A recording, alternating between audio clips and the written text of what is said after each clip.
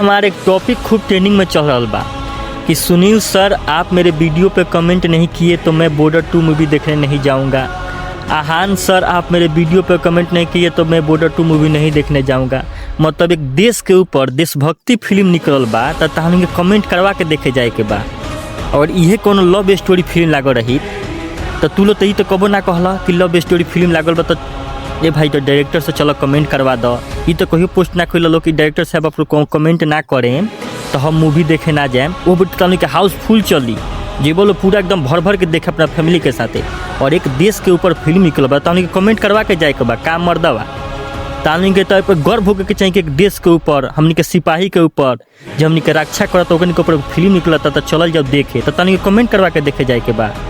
तानी के तो ये खुद कहे के चाहिए कि हमारा कमेंट को ना अपना साथे 10 आदमी के लेके जाए के चाहिए। तानी के कोनो लालच ना रहे के चाहिए।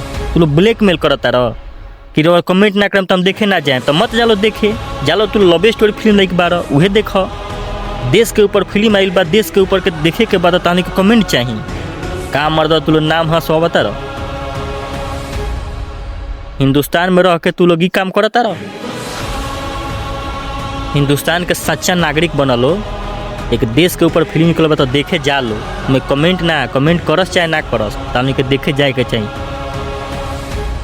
वो स्टार हवन जरूरी नहीं कि हर एक लोग के वीडियो पर कमेंट करस। अगर ना कमेंट करे तो तू लोग देखे ना जीब तो रह लो घरे लव स्टोरी फिल्म लगे तो जिया लो और देखो तहीं लव स्टोरी फिल्म लगे तो कितना जना करवावा तरह कमेंट। उस टाइम में तो किन्हों जना के मुँह में रही ना कुछ। उस टाइम में तो तानी के मुँह में दही जाम जाई।